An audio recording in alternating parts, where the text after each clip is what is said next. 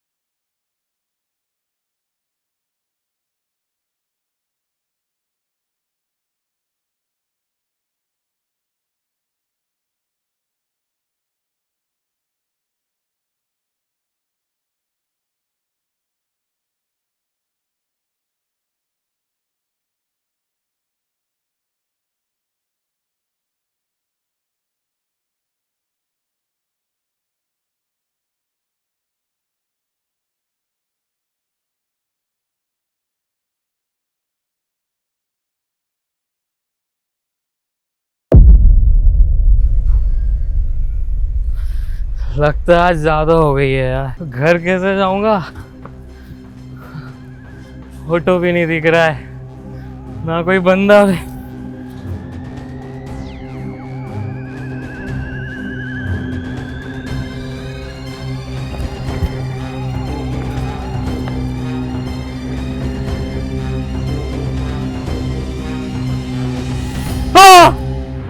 नेहा नाम की लड़की छोटे से गांव से आकर शहर में अपने परिवार से दूर काम ढूंढ रही थी।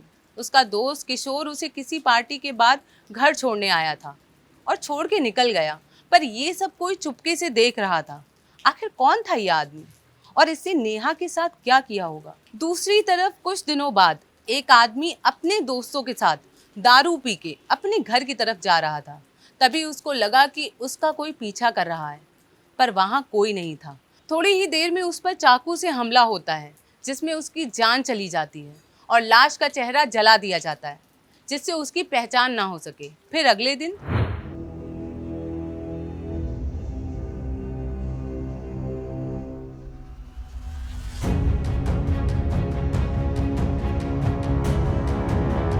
क्या हुआ? सर यहाँ एक सुबह लाश मिली थी। बॉडी की पहचान होना बहुत मुश्किल था। सर चेहरा बुरी तरह जला के खराब कर दिया था और गर्दन पे और शरीर पे वार किए थे। बॉडी कहाँ है? सर हमने बॉडी को पीएम के लिए भेज दिया है। सर आपको इन्फॉर्म किया था पर थोड़ा लेट हो गया सर। यहाँ पर भीड़ जमी हुई थी, उनको हटाने में टाइम लग गया। और ये मर्डर कब हुआ था? सर एग्जैक्ट टाइम पता नहीं, शायद रात को हुआ होगा। आसपास किसी ने कुछ देखा? नहीं सर देर रात तक ये गली में कोई आता जाता नहीं है, क्योंकि लूटपाट और मारपीट के बहुत सारे केसेस हो चुके हैं। सर पर इस गली के पास एक आदमी ने एक बेवड़े को जाते टाइम देखा था, शायद उसकी हत्या हुआ है। और कोई जानकारी? नहीं सर। एक अकेला बेवड़ा चाकू पे गिर के तो नहीं मर सकता, और ना ही अपना चेहरा खुद जला सकता है। हो सकता है कि कोई दूसरा इंसान यहाँ आया हो। एक काम करो, आसपास पूछताछ करो, शायद किसी ने कुछ देखा हो। जी सर।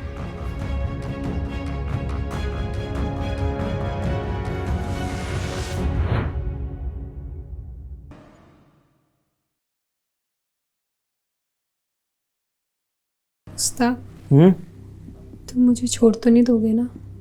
पहले अच्छे से पकड़ तो लेने दो। नेहा, नेहा, मैं तुमसे बहुत प्यार करता हूँ। मैं तुम्हें कभी नहीं छोड़ूंगा। पता नहीं क्यों मुझे आजकल बहुत डर लग रहा है। क्यों? क्या बात है? बताओ मुझे।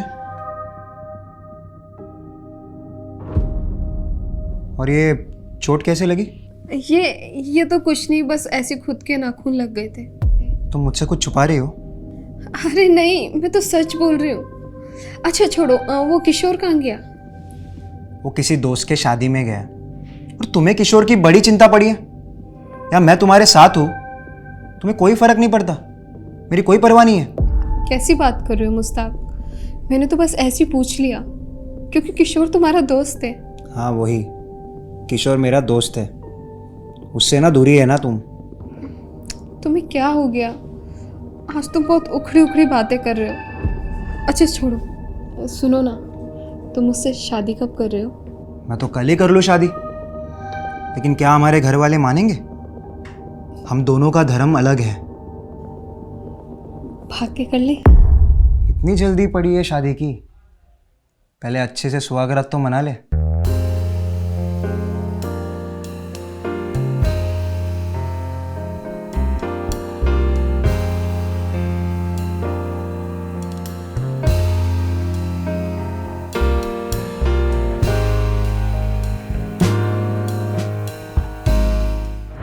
मुश्ताक और नेहा एक दूसरे से बहुत प्यार करते थे, पर दोनों अलग अलग धर्मों से थे, जिसके कारण उनको उनका भविष्य साथ में दिख नहीं रहा था।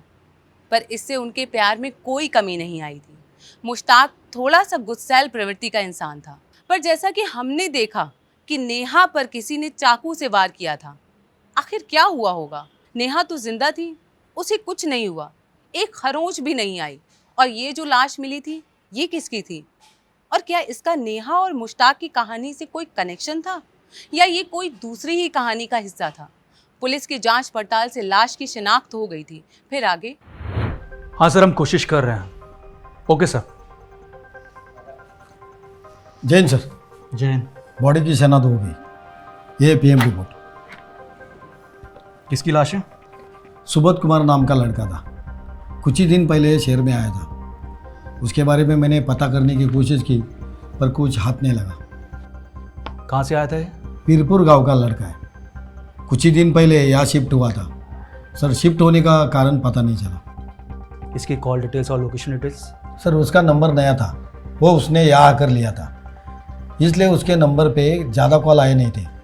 पर सर, जिस दिन उसकी हत्या हुई उस दिन एक नंबर से उसके नंबर पे फ़ोन आया था। किस नंबर से फ़ोन आया था? कोई किशोर दुबे नाम का लड़का है। किशोर दुबे? उठा के लाओ इससे। हो सकता है कि इससे कोई जानकारी मिले, शायद इसी ने खून किया हो। अक्सर दारू के नशे में लोग अपना आपा खो के ऐसी वारदात को अंजाम देते हैं। सर, मैंने एक टीम किशोर के घर भेज दी थी। वो किसी के शादी में गया है, वो घर पर नहीं है। शादी में गया है कि फरार है? कब से गायब है? सर, मर्डर के कुछ दिन पहले। शादी में जाना, वो भी जुर्म के समय, जुर्म की प्लानिंग करने का बहाना होता है। मुझे ऐसा लगता है कि किशोर ने सुबोध को मारा है। सर, मैंने किशोर के घर के बाहर ऑलरेडी एक टीम रखी है। और सर, जहाँ वो शादी के लिए गया है वहाँ के थाने को भी मैंने बता दिया है। सर, वो जल्दी हमारे हाथ लग जाएगा। गुड।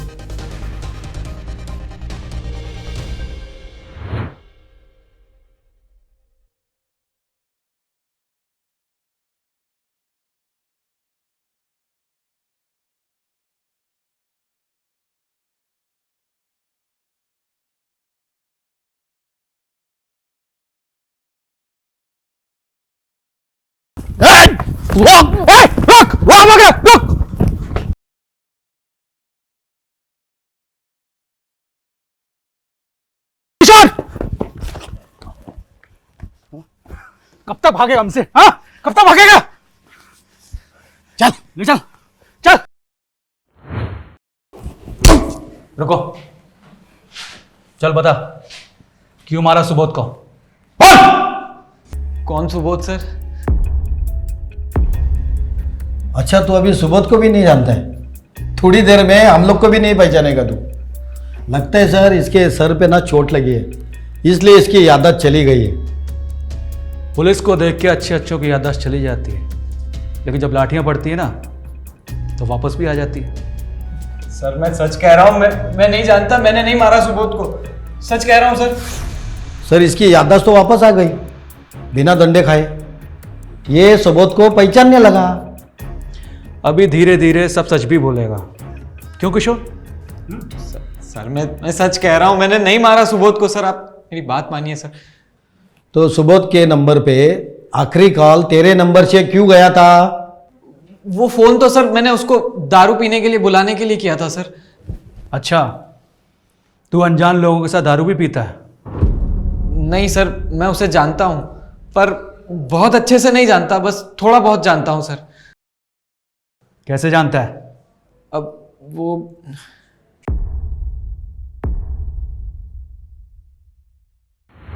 किशोर कुछ दिनों से पुलिस से छुपता फिर रहा था और शादी का बहाना करके घर से गायब था।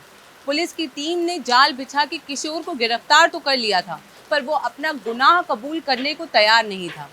किशोर जैसे मोटी चमड़ी के अपराधी अक्सर पुलिस के सामने आसानी से अपना मुंह नहीं खोलते, पर आखिर किशोर की सुबोध से क्या दुश्मनी हो सकती है?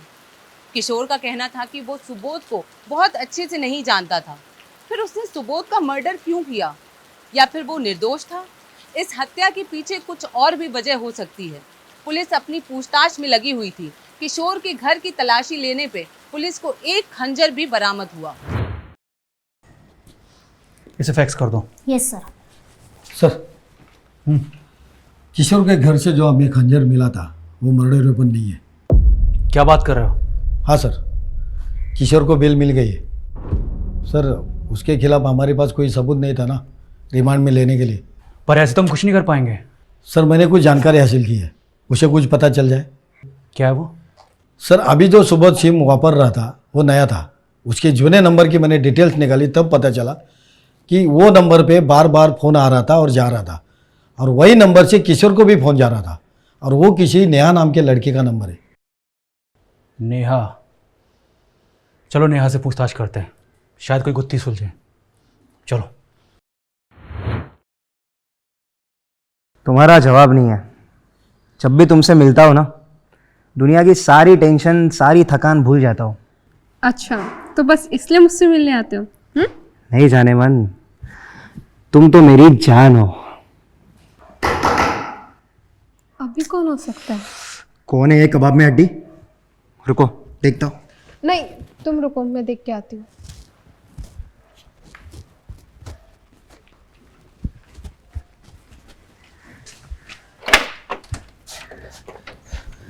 किशोर तू? मुस्तक भाई का है। वो तो अंदर है। मुस्तक भाई, किशोर तू यहाँ? जल्दी से कट लो यहाँ से। पर हुआ क्या है? अरे वो सुबोध के मर्डर के चक्कर में। सुबोध का मर्डर? हाँ, वो सुबोध के मर्डर के चक्कर में पुलिस मेरे पीछे पड़ी है। मैं तो कहता हूँ थोड़े टाइम के लिए आप लोग भी यहाँ से निकल लो, कुछ टाइम बाद फिर वापस आ जाना। पर सुबोध? वो सब छोड़ो, जल्दी चलो यहाँ से। चलो।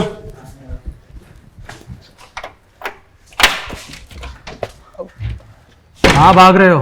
हाँ ले चलो तीनों को। चल चल चल। सुनिए तो, सुनिए।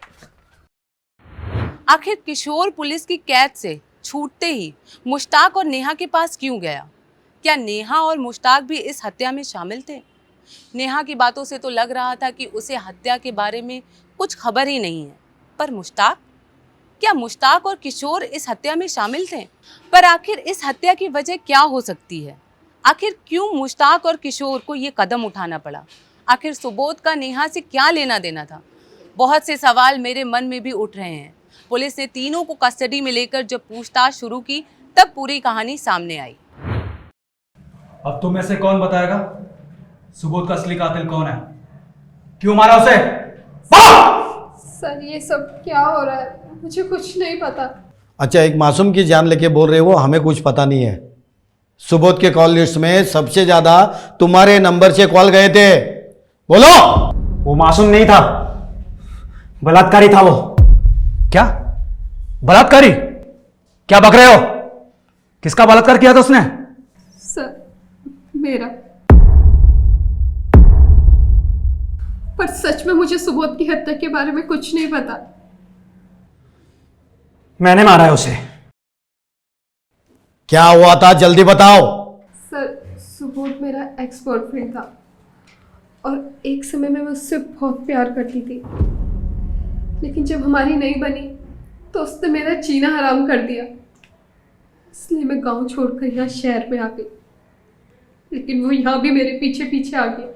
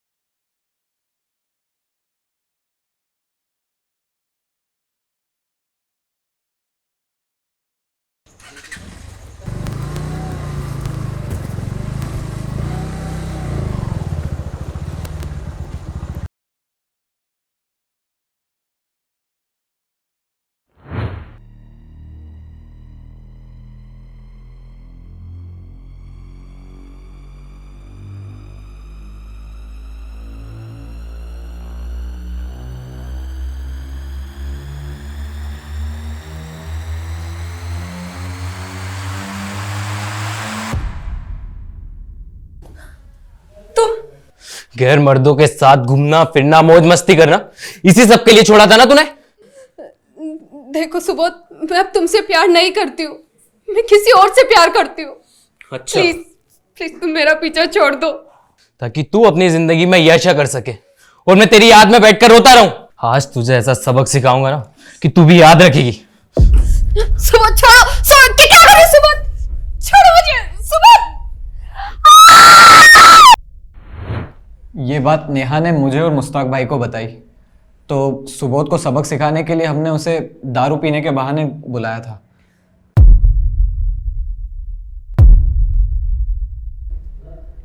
उसके बाद मैंने उसे बहुत समझाने की कोशिश की ताकि बात आगे ना बढ़े, पर वो मानने को तैयार ही नहीं था। उसके बाद मैंने किशोर और सुबोध को अपने अपने घर निकलते हुए देखा और मैंने सुबोध का पीछा किया।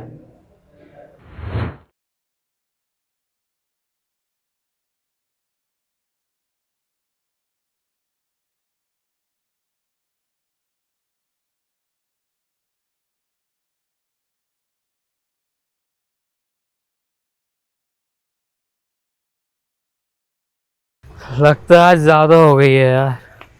घर कैसे जाऊंगा? ऑटो भी नहीं दिख रहा है, ना कोई बंदा भी।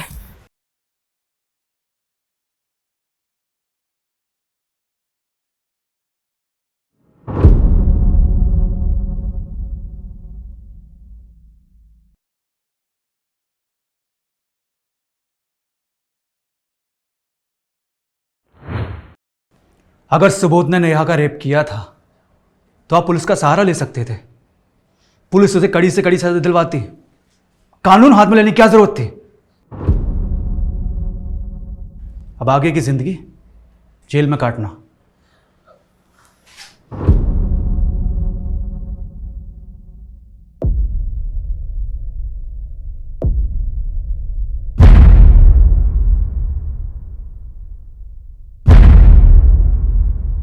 सुबोध नेहा से प्यार करता था। जब उनका रिश्ता खत्म हो गया तब भी सुबोध ने नेहा को सताना नहीं छोड़ा। ये बात बहुत गलत है। अगर कोई इंसान अपनी मर्जी से एक रिश्ता कायम करता है और वो रिश्ता आगे बढ़ नहीं पाता तो इंसान को अपने अंदर नफरत के बीज नहीं बोना चाहिए। सच्चाई को स्वीकार करते हुए जीवन में आगे बढ़ना चाहिए। हम स्वतंत्र देश के नागरिक हैं जहां हर इंसान को अपनी जीवन साथी चुनने का हक है। सुबोध से ये बात बर्दाश्त नहीं हुई और उसने नेहा के साथ दुष्कर्म किया, जिसके बाद गुस्से में आके मुश्ताक ने सुबोध की हत्या कर दी। इस कहानी में एक जुर्म ने दूसरे जुर्म को जन्म दिया और 4 जिंदगियां बर्बाद हो गई। अगले एपिसोड में नई कहानी के साथ मुलाकात होगी। तब तक के लिए जय हिंद।